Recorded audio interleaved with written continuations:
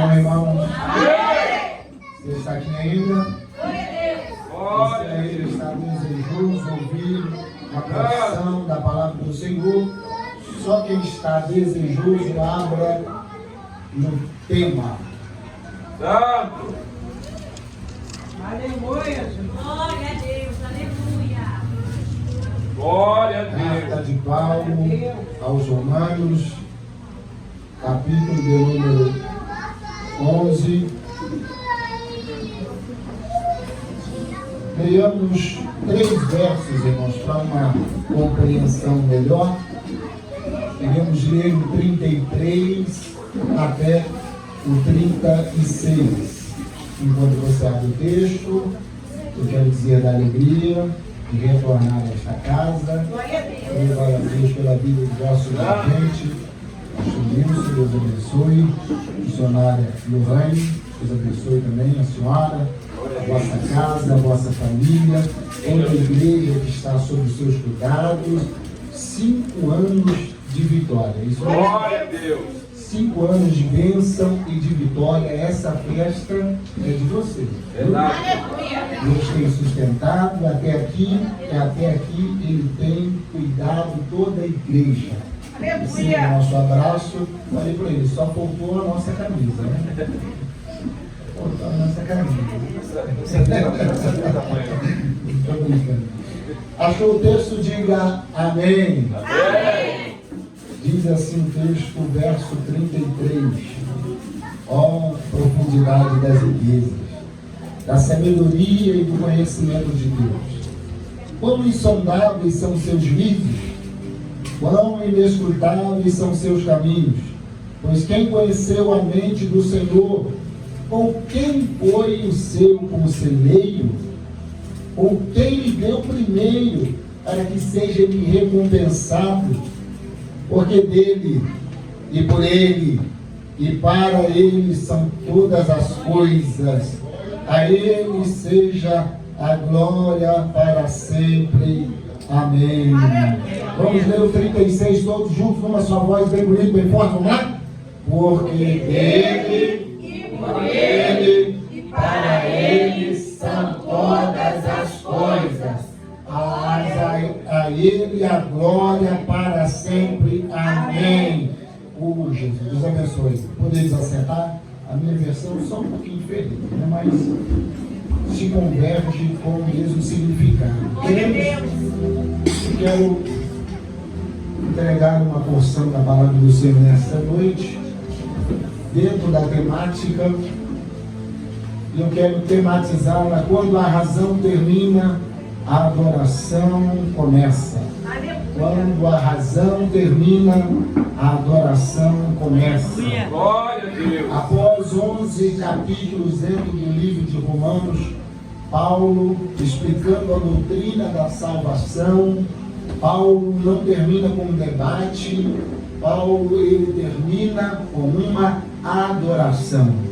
Depois de falar sobre pecado, graça, eleição, justificação, santificação, sobre Israel, sobre os gentios, ele percebe que há verdades em que a mente humana ainda não consegue alcançar completamente. E tudo isso, Paulo faz uma exposição de uma doxologia que é o que nós lemos. Isso é uma expressão de louvor, doxologia, é uma expressão de glória ao Senhor. Glória a Deus. É glória a quem merece glória. Aqui, se nós dividimos a palavra doxo, glória, logia, vem do logos, discurso. Então significa literalmente palavra de glória, palavra de louvor. Paulo se debruça agora, depois de elencar essas doutrinas que falei, e ele faz uma adoração, um louvor a quem merece glória e honra. Aqui eu aprendo com o Spurgeon que a verdadeira teologia, ela termina com adoração. É para isso que a teologia, ela está em nosso meio, para nos abrir um entendimento e que nós venhamos adorar de maneira consciente quem é merecedor de honra e glória. Quando nós olhamos para o livro de Romanos, nós podemos ver um resumo do livro de Romanos. Por exemplo, do capítulo 1 ao capítulo de número 3, vemos Paulo abordar sobre condenação do homem. Todos pecaram e destituídos foram da glória de Deus. Os gentios pecaram, os judeus pecaram, o mundo todo pecou e destituídos foram da glória de Deus. Quando nós olhamos para o capítulo 3 ao capítulo de número 5, o seu resumo traz sobre a justificação pela fé. Aliás, Martinho Lutero, ele usa o livro de Romanos para elencar as 95 teses, ou seja, em um momento em que a Igreja Católica no seu tempo baseava a justificação acerca de indulgências, comprando o perdão, ele elenca através da Bíblia Sagrada que a justificação é pela fé naquele que morreu na cruz do Calvário. Do capítulo 6 ao capítulo de número 8, nós vemos Paulo falar sobre a santificação. Quem foi salvo recebe uma nova vida. Ou seja, aquele que está em Cristo, nova criatura é. Eis que tudo se fez novo. A santificação é o processo pela qual o crente se torna santo. Se você hoje é santo, o desejo de Deus é que amanhã você seja mais santo ainda. E que terça-feira você seja mais santo ainda. É por isso que a palavra do Senhor diz: quem é santo, santifica-se ainda. E quem é sujo, suje-se mais ainda. Ou seja, o Espírito Santo conduz o crente à santificação. No capítulo de número 9 ao capítulo de número 11, vemos Paulo falar sobre a soberania de Deus. Ele mostra como Deus nunca perdeu o controle. Os gentios foram alcançados pela graça. Israel sofreu um endurecimento no coração, mas nós, como gentios, fomos alcançados pela palavra de salvação. Pega esse aqui, você quer para você dar glória. Ele veio para os que eram seus, mas os seus não recebeu-lhes. Mas todos quantos recebeu-lhes, deu-lhes o poder de serem feitos filhos de Deus. Deixa eu abrir um parênteses só para quem quer pegar. Olha para quem está do outro lado, diga para ele, diga para ela: você é filho, você não é bastardo. Você é filha, você não é bastardo. Não importa o que aconteceu no passado, quem está em Cristo, nova criatura é. Se eu estou pregando, pastor Nilson, para quem é nova criatura, levanta a mão, diga melhor glória para ele. Depois desses 11 capítulos de uma profunda teologia, depois desses 11 capítulos de uma profunda teologia, Paulo encerra com uma doxologia. Ele encerra com uma explosão de louvor. Ele encerra com uma explosão de gratidão a Deus. Ele encerra, parece que eu vejo Paulo, missionário Lorraine, ele, quanto mais conhece de Deus, quanto mais ele estuda, quanto mais ele tem experiências com Deus, Paulo, ele não para e olha para os irmãos e bate no peito e diz: olha, eu conheço muito Deus. Não. Paulo, ele senta à margem da revelação e dá uma adoração ao Senhor e diz: ó, profundidade das riquezas, quanto da sabedoria e do conhecimento de Deus. Paulo, aqui nós precisamos entender a luz do autor. Isso aqui é muito forte. Isso aqui é muito forte. Quem está dizendo isso aqui, crianças? Quem está dizendo isso aqui? Não é um homem comum. Quem está dizendo isso aqui, adolescentes? Não é qualquer pessoa do nosso tempo, não. Esse aqui é o apóstolo Paulo. Esse aqui é aquele que aprendeu aos pés de Gamaliel. Esse aqui é aquele que estudou e do seu tempo se tornou um dos maiores influenciadores do seu tempo. Ele é Paulo, é aquele que aprendeu da lei, das tradições, dos profetas. Quem é esse homem aqui? É um intelectual respeitado, renomado do seu tempo. É este homem que está perseguindo. Pega terceiro detalhe, aqueles que são do caminho, porque quem seguia Jesus era chamado aqueles que eram do caminho. Ele está perseguindo porque ele acredita que aquela seita que segue o Nazareno, por ser zeloso, por ser um fariseu zeloso, ele acredita que eles são hereges e ele quer matar em nome da lei, ele quer destruir em nome da lei. Mas um dia, a caminho de Damasco, ele teve um encontro com o Senhor, que apareceu no resplendor de luz, e agora aquele homem que pensava e que enxergava, agora tem uma nova vida através da revelação da luz da palavra. Pega isso aqui, se você não pegar, você não pega mais nada.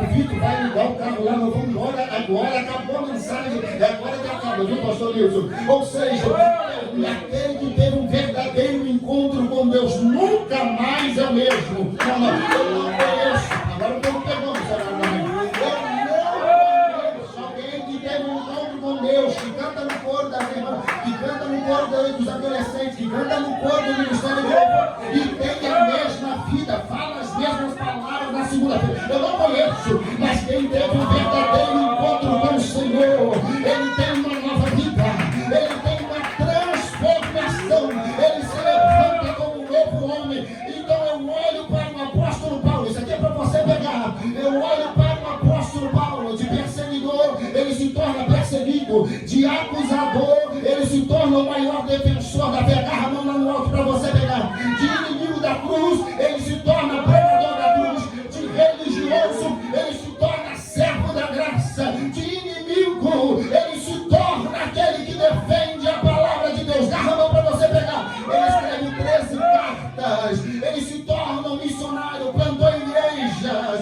ele ganhou almas, pregou até para César. Diante de tudo isso, ele para, se debruça e diz: ó, profundidade das riquezas, ponto da sabedoria e do conhecimento de Deus, mesmo tendo percebido. Pega isso aqui, meu Deus. Ele diz: eu conheço um homem que se encarna, eu não sei, mas ele foi ao terceiro céu. Aí os irmãos disseram: conta, meu filho.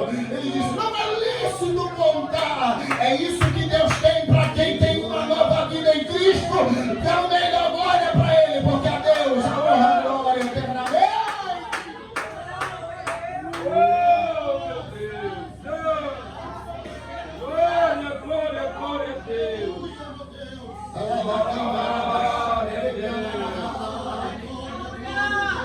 Glória a Deus. Mesmo tendo recebido a tamanha revelação,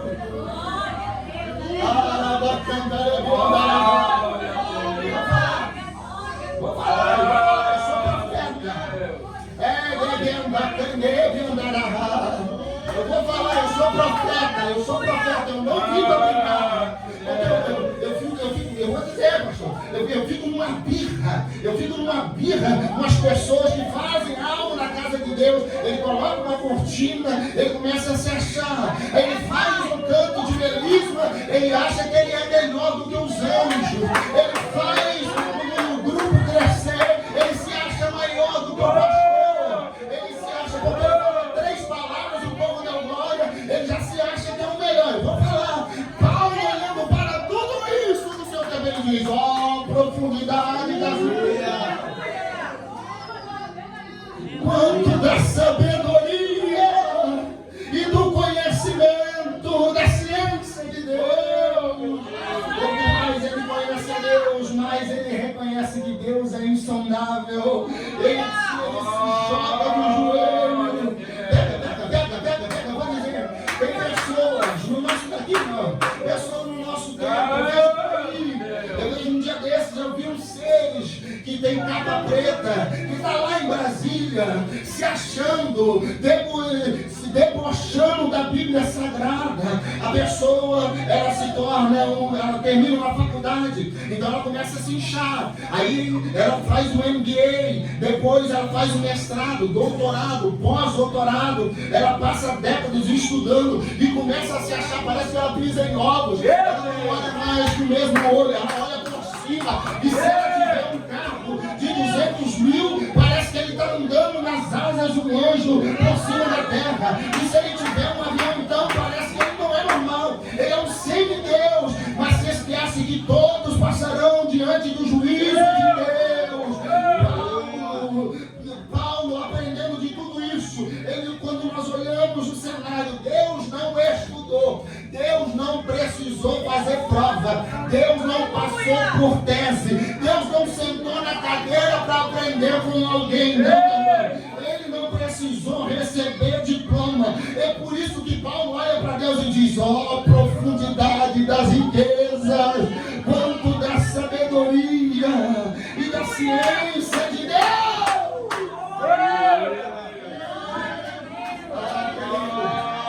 O homem senta para aprender com alguém. Oh, meu Deus. Não foi o tema. O homem senta para aprender com alguém, porque todos os seres humanos aprendem com alguém. Todos os seres humanos aprendem com alguém. O médico teve professores. O engenheiro teve que sentar com os mestres. O advogado foi orientado pelos juristas. Os cientistas aprendeu com pesquisadores. O pastor sentou para ser discipulado por outros mestres. Ninguém nasce sabendo. Olha para alguém e diz: ninguém nasce sabendo. Não. Ninguém nasce sabendo. Todo mundo precisa sentar para aprender. Todo conhecimento humano é transmitido por outro ser humano. E eu pergunto para a igreja: quem ensinou Deus? Quem foi que ensinou Deus? Quem foi o professor de Deus? Quem sentou Deus numa cadeira e falou: senta aí que eu vou te ensinar a didática aqui, como é que você vai fazer. Senta aí como é que eu vou te ensinar como é que é. E você vai salvar lá na Vila Odete no Missão ID. Quem abriu um livro e jogou na mão de Deus e falou: estuda aqui, porque tal dia você vai passar por prova. É por isso que Paulo olha e diz: Deus é a fonte da sabedoria. Aí ele exclama: ó, profundidade das riquezas, tanto da sabedoria como da ciência de Deus. Você pode dizer isso, você pode dizer isso. Ó, profundidade das riquezas, tanto da sabedoria e da ciência de Deus. Agarra mais uma para você. Os inventores da história, surgiram pessoas brilhantes na história, pessoas que marcaram a história. Por exemplo, Isaac Newton descreveu a gravidade. Albert Einstein revolucionou a física. Thomas Edison, ele aperfeiçoou a luz elétrica. Santos Dumont contribuiu para a aviação. Steve Jobs, ele revolucionou a tecnologia. O homem inventa porque Deus criou. O homem descobre porque Deus já sabe. O homem pesquisa porque Deus não precisou pesquisar. Então Paulo se debruça e diz: ó, profundidade das riquezas.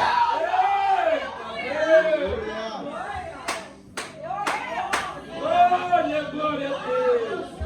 Um dia leva uma pesquisa de tantos anos. O resultado da pesquisa de tantos anos chegou agora. O resultado, enquanto o homem está debruçando nos livros, Deus já sabe todas as coisas. Ele é o maior professor, ele é o maior ensinador. Aleluia! Se você sente essa presença desse Deus, levanta a mão e dá uma glória para ele. Paulo diz: ó, quão insondáveis. A segunda parte dessa doxologia, ele diz: quão insondáveis são os seus juízos. Quão insondáveis. Ele continua adorando. Ele não diz: olha, Deus vai me levantar, Deus vai fazer, Deus vai me dar uma prova e vai me exaltar e eles vão ver. Não. Ele continua adorando, dizendo: quão insondáveis são os seus juízos, quão inescrutáveis são os seus caminhos. Os juízos de Deus são insondáveis, os caminhos de Deus são inescrutáveis. Eu vou esclarecer, eu vou debulhar aqui o texto para você pegar. As decisões e os julgamentos de Deus são justos, mas muitas vezes vai além da lógica humana. Os caminhos de Deus são inescrutáveis. Quem pode compreender o caminho de Deus? Juízos de Deus se referem às escolhas de Deus que Ele fez lá na eternidade. antes do mundo existir. Como que pode Deus, por exemplo, Deus permitir, pega isso aqui, você precisa estar ligado para pegar. Como que Deus permite o pecado dar entrada no mundo sem ser o autor do pecado? Como que Deus permite o mal entrar no mundo e ele não ser o autor do mal? É porque os seus juízos são insondáveis. Nós não sabemos como Deus trabalha, mas eu quero liberar uma só para quem está ligado. Ele trabalha para os que nele espera. Mesmo que nós estejamos vendo, Deus está trabalhando. Deus está trabalhando. Olha para alguém que está ligado. Pega na mão dele, pega na mão dela, diz: Deus está trabalhando. Os juízos são insondáveis. Por que Deus, isso aqui, pega isso aqui, olha, viva, isso aqui é forte, olha, agora se eles não pegam, fala pra mãe ligar o carro lá agora que a gente vai embora, ó, a gente já vai embora. Ou seja, como que Deus, ele resolve salvar homens e não anjos? Olha, as duas raças caíram, as duas raças pecaram, anjos pecaram e foram condenados e não tem perdão para eles. Mas o homem, primeiro o homem Adão pecou e tirou as coisas do lugar, mas lá em cima, Jesus é o segundo Adão, ele vem restabelecer a comunhão do homem com Deus. Agora para você da glória, ele diz lá, Deus diz, a semente da mulher, eles suscitariam que pisaria a cabeça da serpente e esmagaria. São insondáveis, não tem salvação. É por isso que o diabo fica sem entender. Ele pecou uma vezinha só e não teve mais perdão. Aí olha para alguns crentes, peca de manhã, peca de tarde, peca de noite, e Deus olha e diz: eu tenho perdão para você, eu tenho perdão para você, abandona o pecado, eu tenho perdão para você, tem nova vida.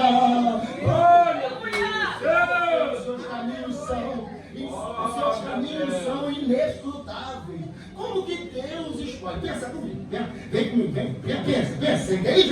Como que Deus escolhe um povinho nômade de Canaã? Não era nem nação. Chama um homem e diz a ele: sai da tua terra, da tua parentela, e vai para uma terra que eu te mostrarei, e far-te-ei uma grande nação. Porque que Deus, se tem um trabalho de formar uma nação, se havia nações mais poderosas, por exemplo, havia o Egito mais poderoso, havia a Síria mais poderosa do que Israel, mas Deus escolheu uma pequena tribo, povos tribais, povos pequenos, pequenos aos olhos do homem, porque quem é grande é ele, quem faz é ele, para o homem não se gloriar, porque aquele que se gloriar, gloria-se no Senhor. A mão em cima, quão inescrutáveis são seus caminhos. Deus, ele já havia concebido na eternidade. Na eternidade, Deus já havia conhecido todos os caminhos.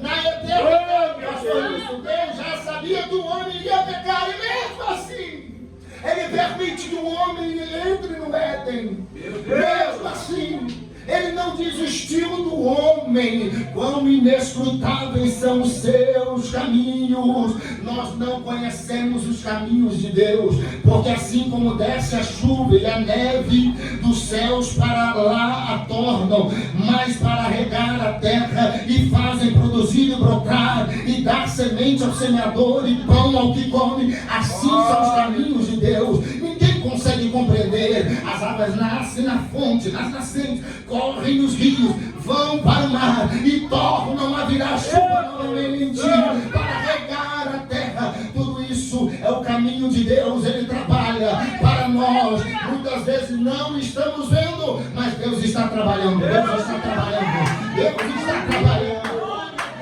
Levanta a mão, levanta a mão. Por que Deus permite que José vá para a prisão para depois virar governador? Por que Deus permite Moisés ir para o deserto para depois se tornar um grande líder? Por que Deus permite Davi passar pela cova, pela caverna, para depois do trono?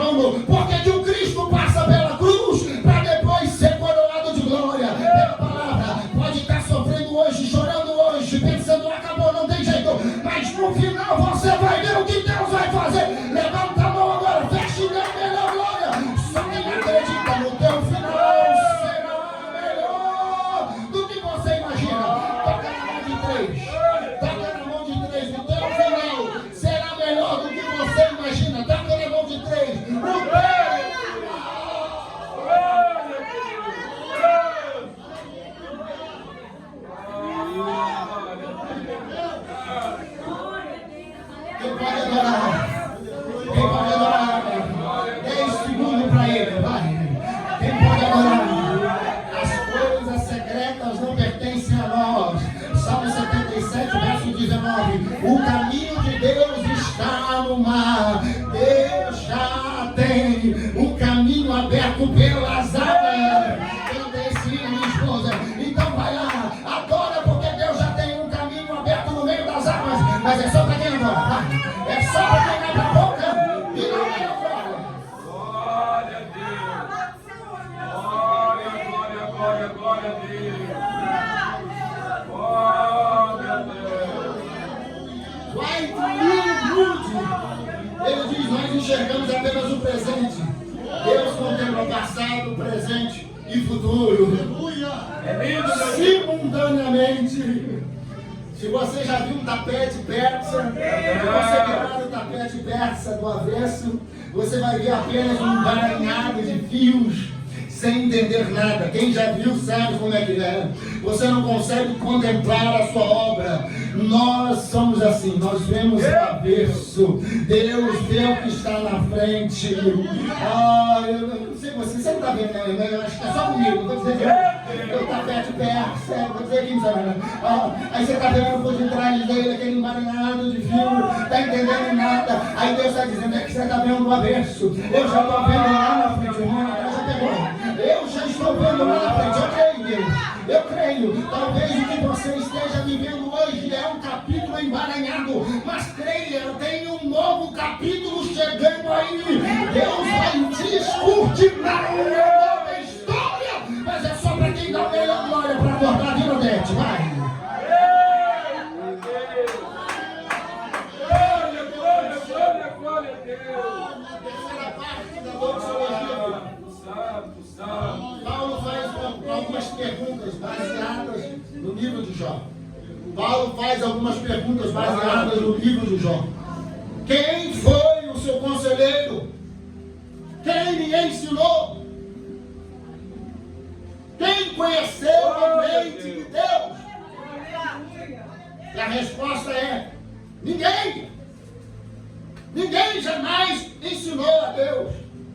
Jamais alguém aconselhou a Deus. Oh, meu Deus. Jamais Deus ficou sem saber e dizendo, olha, me conta, me explica aí como é que é fazer isso aqui. Eu estou perdido aqui. Eu não sei o que eu vou fazer. Não. Deus não é assim, não. A resposta do comentário pentecostal é: a soberania divina elimina toda a ideia que Deus dependa de capacidade humana para cumprir os seus propósitos. Pega isso aqui. Eu vou dizer isso aqui com muito temor e tremor. Deus não depende de ninguém. Deus não depende de pregador para falar. Se não quiser pregador falar, ele usa mula. Se não tiver mula, ele diz, olha, se não clamar, essas pedras clamarão. Então não queira se achar e dizer, não, se não sou eu, a igreja morre. Morre nada. Ele levanta outra. Eu vou te dar Bíblia para você. Vou te dar Bíblia. Quando Elias pensou, Senhor, ficou só eu de profeta, Senhor, me leva, eu quero morrer. Aí o Senhor, não, tu não entendeu, não. Ainda tem 7.000 que não se dobraram. Enquanto 12 saíam com espinhas e 10 voltaram rejeitando o plano de Deus em Canaã, 2, Josué e Caleb diziam, se o Senhor prometeu, essa terra será nossa. Agarra lá em cima. Deus sempre preserva os seus remanescentes. Deus sempre preserva os seus remanescentes. E eu estou crendo que o remanescente de Deus está aqui na missão de Itatiaia. Deus está levantando uma geração de remanescentes, de adolescentes, pré-adolescentes, juventude. Deus está levantando filhos, os nossos filhos, os nossos filhos. A nossa geração não será para vergonha. Pega, eu já profetizei para mim no vidro. A tua geração será para glorificar e honrar aquele que é digno de honrar e de glória.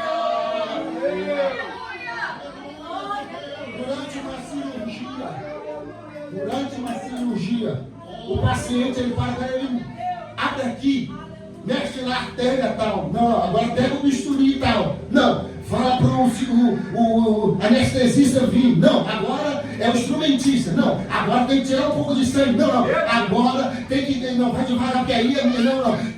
Qual o paciente que ensina ensina o cirurgião na hora da cirurgia. Ele apenas confia a sua vida na mão daquele que está realizando. Assim é Deus nas nossas vidas. Quem conhece o diagnóstico de Deus e reconhece que a vontade de Deus é boa, perfeita, agradável, ainda antes que houvesse dia, diz o Senhor, eu sou, e operando eu, quem impedirá?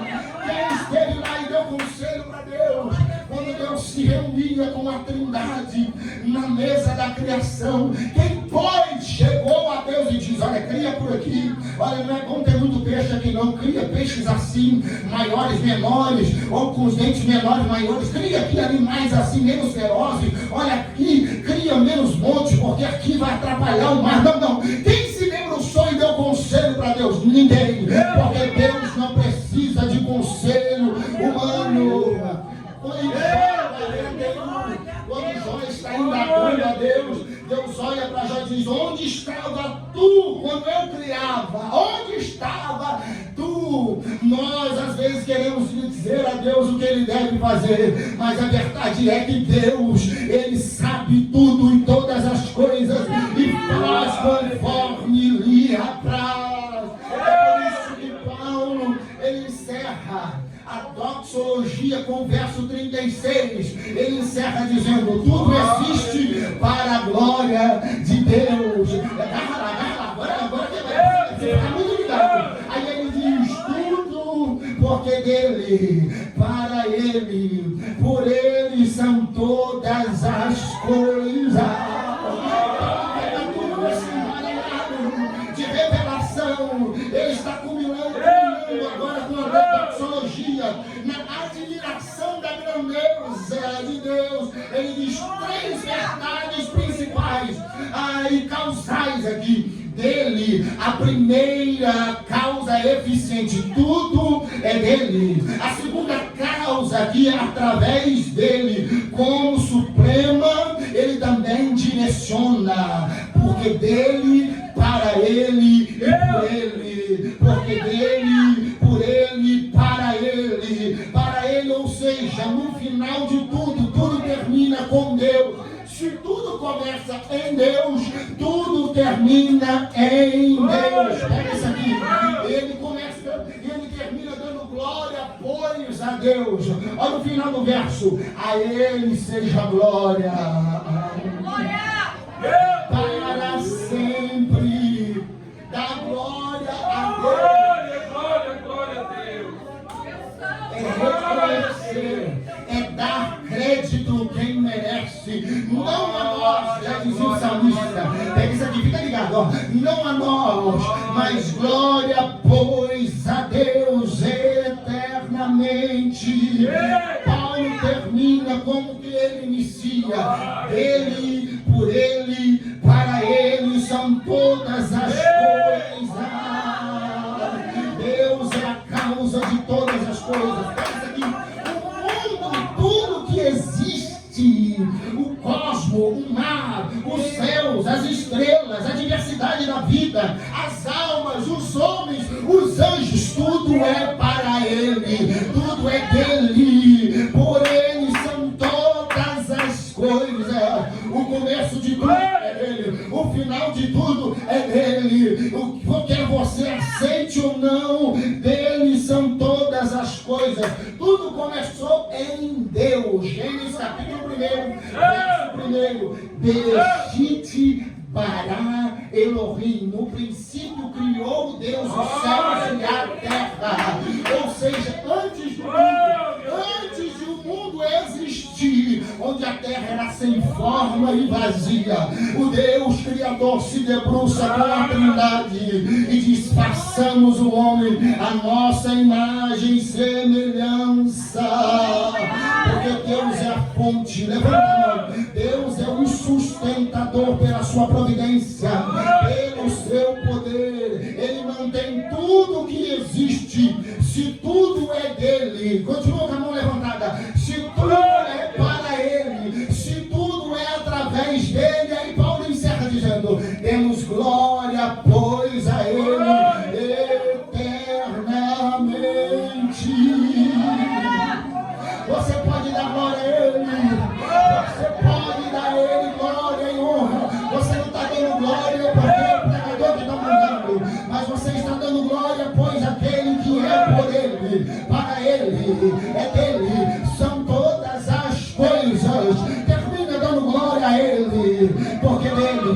por Ele, para Ele são todas as coisas.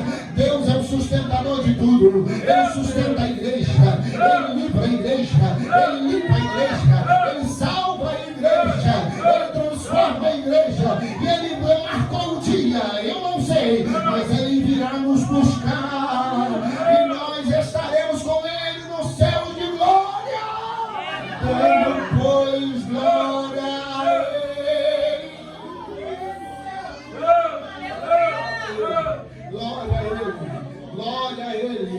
Ele é o Deus sustentador, Ele é a fonte, Ele é o objetivo final. Glória a Deus.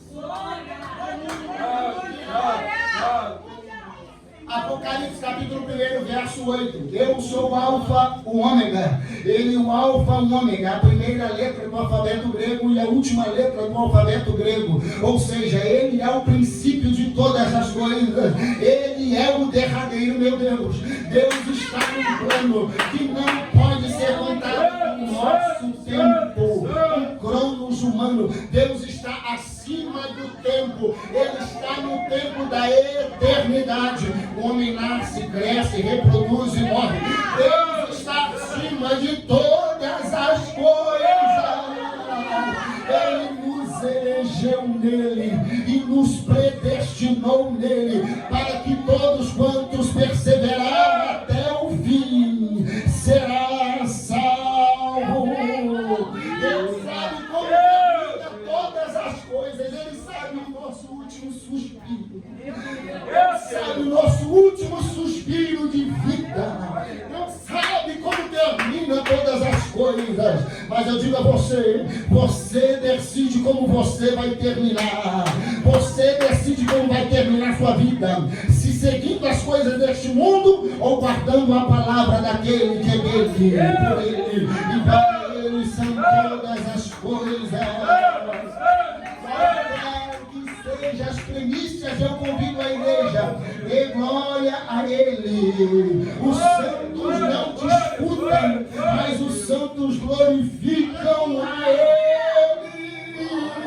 Então vamos lá, para eu terminar, vamos lá, para o propósito que você foi estabelecido, enalteça o Senhor nessa noite, glorifique a Ele, glorifique a Ele, enalteça a Ele, diga: Senhor, glórias eu te dou, por 5 anos sustentando a congregação.